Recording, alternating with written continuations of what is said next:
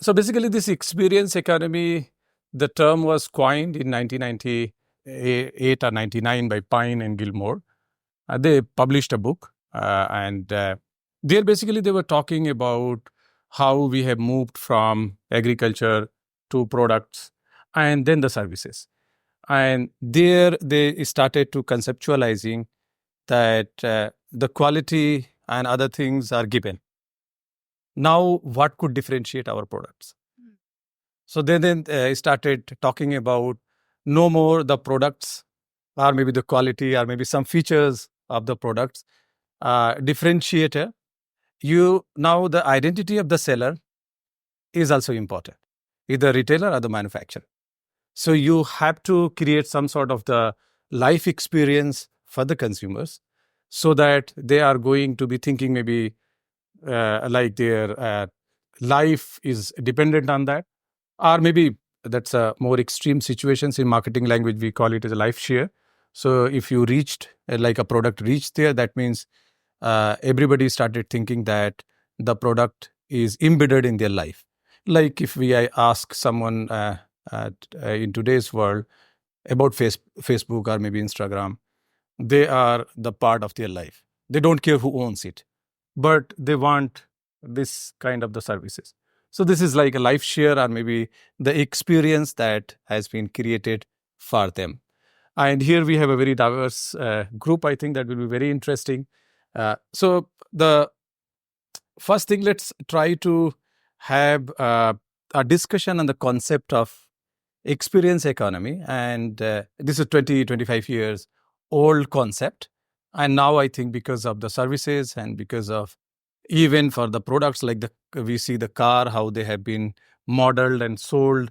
So let's have a discussion about the terms experience economy and the concept, the conceptualization, and then we'll move maybe how the experience is going to be one of the differentiator of the products, and then maybe what is the next after the experiences, what could be the next.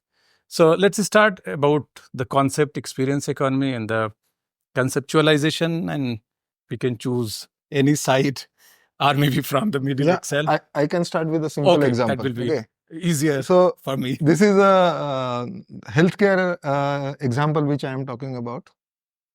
When we were born, most of us, after our birth, we got vaccination. Most of us probably in government hospital free of cost. This happened till last probably 10 years. But right now, if you see when a kid is born, maybe in a kind of a luxurious birthing experience which mother gets, along with probably a doula or water bath birth and then photo shoots. This is what is actually happening. Hands are casted, and people want to remember that as an experience, because now mothers say that this particular experience I am going to get once in a while. Regarding vaccination, when even today government hospitals provide vaccines free of cost, most of it. But there are hospitals wherein a luxury ambulance comes to your doorsteps, and your kid has to just come down and they do the vaccination for that infant, and they charge something like 25,000 a year, entire vaccination cycle.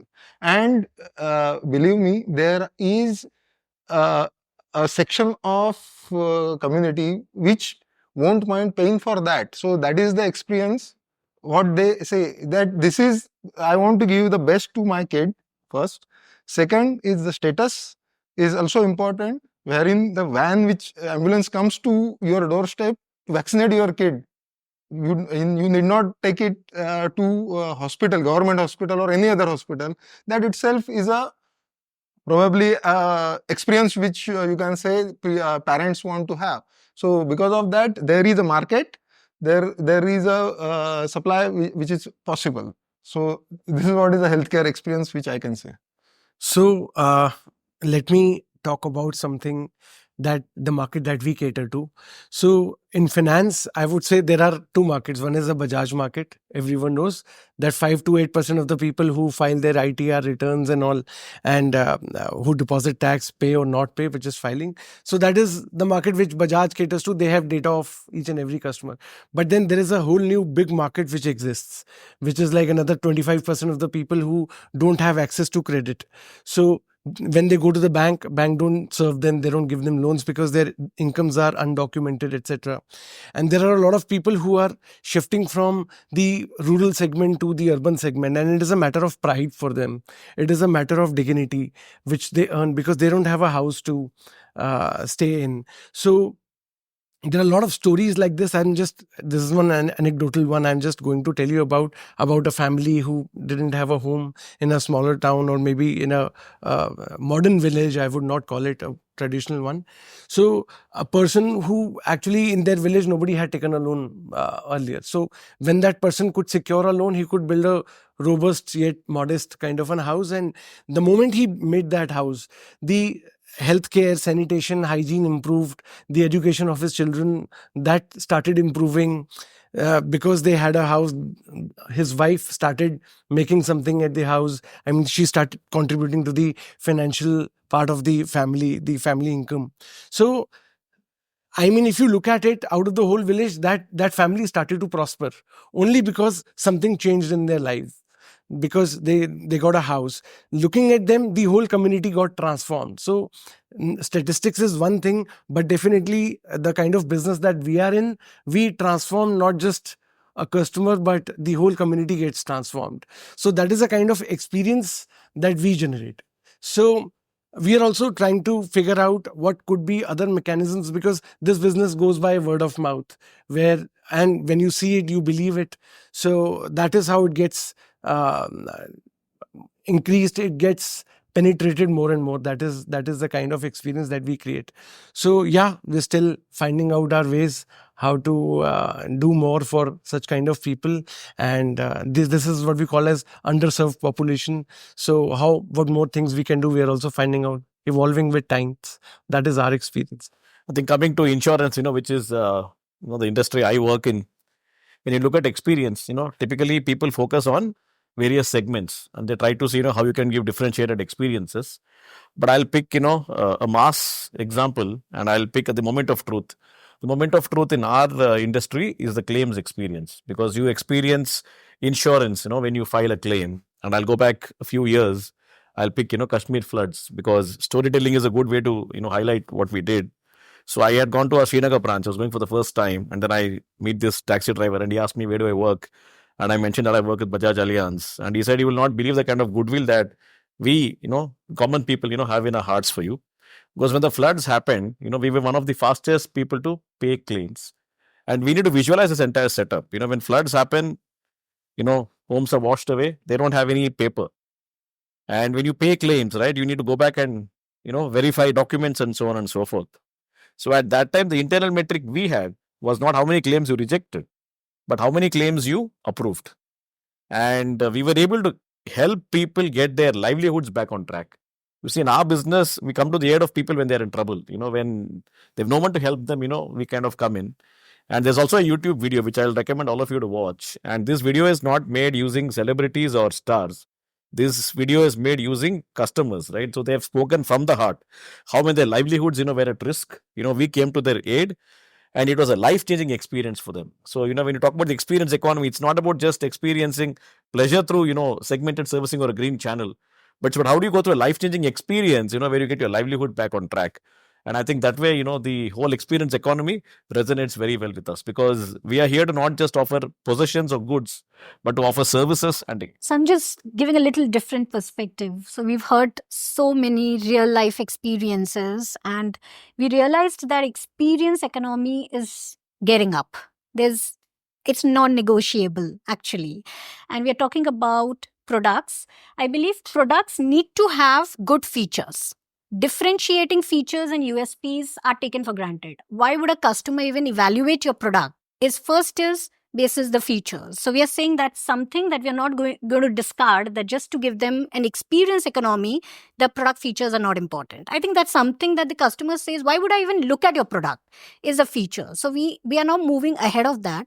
And as a customer, I feel what really differentiates when I go to select a product is what kind of an experience do I have? I'm somebody who travels a lot. I love to travel to different countries, experience the culture. And I realized over the last 20 years that I've been traveling, the experience as a tourist is really changing. So earlier, what was I doing? I generally would just go, look at some packages or use some third party to book the tourist, spots or the hotels or even the packages, right? Today, what do is I literally go and I check directly at Airbnb. Now, what is the experience that Airbnb is given? Besides that, they are cost effective, undoubtedly. But I think what's differentiating is the experience that they provide as a tourist. What do I get when I walk into Airbnb is really to experience the culture. I can literally interact with the local people. I can move around with them. I can have a conversation. So it doesn't make me feel as if I've just come for a 5-day holiday, but it makes me feel that I'm a part of somebody's family there. And that's what Airbnb is known for, right? So as a customer, now I've moved. Rather than going through a third party packaging companies, tourist packaging, I really move around to look at this experience, the real time local experience, because that's what I move for. So it's not just about going to a country, visiting and coming back. It's about actually experiencing the culture, the food, what distinguishes them from us or vice versa. So I think experience is all about creating value, meaning to the customer, and of course giving them a personalized experience. It cannot be one size fit all. So I might have a different experience vis-a-vis anybody here. So what does Airbnb provide to me could be possibly personalized, what I prefer and what I value, whereas it could be different for somebody else, right? So I think that's the perspective I take when I speak about experience.